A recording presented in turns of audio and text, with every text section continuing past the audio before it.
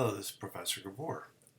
Um, we are in week 7 as of Sunday or Monday morning, the 10th, and it's the last week of class.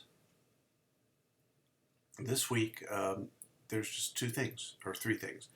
There's a discussion, what will you retain moving forward, and you only have to post once, and I want a thoughtful answer, and 3 of you have already posted. I really appreciate the feedback that I've gotten. Everybody says that we have to keep the Wednesday night kind of mandatory session open. I think that helped people, and I do want to do it because in an online class you don't get to know people very well. So we will continue to do that, and make sure you post so you get credit for that. Then we have a textbook problem, just one, and it's by teams. And I've put teams together. And here's the team, here's your problem. And basically, you have to do one of these problems. Well, like Gerlach and Fedetska will do 8:15. Toth and Gavor, which is me, will do 8:05. We have an odd number, so I paired up with her. She's going to do most of the work, I'll tell you. First, formulate the linear program. Do this using equations and inequalities written out. You can write it out and scan it or take a picture of it. Or if you want to write the equations in Excel, that's fine too. I can look at it. But I want to see that you formulated it correctly first. And I'll talk about when we're going to meet to do that. Then upon my approval, you formulate the problem in Excel, and you can use Solver or you can use QM, I don't care which, to solve the problem. And then you come back to me and say, hey, is this the correct solution? Then I may give you another task to say, try this, do that, and see what you can do with it. Maybe using the constraint, the binding constraints, and try to loosen those or change this, or I just put another twist on it to make you have to run it again. And then you'll be all done. Then you get 50 points for that. It's a group assignment, so when you turn it in, you'll see the groups are called Fedetska Gerlach number 815, for example, and you just submit once there, and whatever grade I get, you'll both see it. Okay? By Wednesday night, you should have this done. And you have to have it blessed by me. So you either get 0 points, which means you didn't do it, or you get 50 points, which means you did. Everybody gets 50 points because I help them solve the problem. And I give you some hints and guide you, and you do most of the work. Okay, so that's that. The formulation is 20 points. The solver solution is 30. Okay, I have a rubric. But either get 50 or 0. And I can grade those very quickly. Next, there's a paper. It's the report. I decided to do a report. It's the same teams. It's the same problems.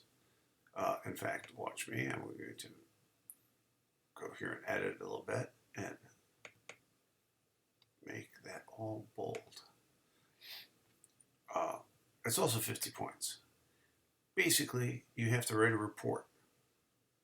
And here's what you have to do for it. Problem statement, summarize the problem statement, and provide data tables as appropriate. What's the linear programming equations? Cut and paste the Excel solver model if you want, or what you put in solver for that. Provide optimal solution and whatever else the book problem asks for, and whatever else I ask for. Provide a summary and interpretation of the sensitivity report, including all this is found in section 7-8 of the text, which constraints are binding and non-binding. If you're going to invest in expanding a binding constraint, which one would you do? And it should be based on the shadow prices. What are the allowable changes in the constraints? As such, an interpretation would relate to the problem. Conclusion and next steps. I like next steps. Always want to say, hey, if we're going to do a further study, here's what we should study. So you're making that recommendation to me. Have fun with the report. Make it as intricate or simple as you like. Incorporate graphics as you see fit. I strongly urge you to include all linear programming solver output in appendices and refer to them in a 2-page, 3-page maximum executive report. Remember, you're turning this into your boss's boss. Make it look like an executive report, and it should be done by the due date, which is, I said, the 14th. But gee whiz, if you finish the problem on Tuesday or Wednesday, you should have the report done by Friday. And then you have a weekend free. And then I can get my grades in early. I don't grade these real hard, but I do grade them, and here's a rubric of stuff that I go through that you should pay some attention to. But I'm telling you right now, next steps, I look for that.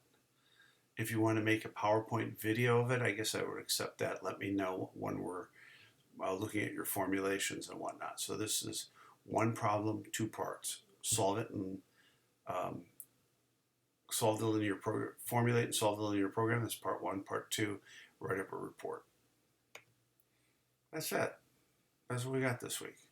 Now, when are we going to meet to do all this stuff? I set up 2 meetings, Monday and Tuesday. I think Nicole Miller had set up something for Tuesday from 7 to 8. I can't make that. Tuesday from 7 to 8, the Campus Reopening Task Force leadership team, which I'm part of, is presenting to undergraduate parents and families, explaining how the fall semester is going to look, and I got to be part of that. I can meet after that if we want to meet, like at 8:30, if anybody wants to do that, and I can set that up, but I'm not setting it up now. Ping me, text me if that's something you want, then I'll add that. If anybody wants that, I'll put it an hour from 8:30 to 9:30 on Tuesday.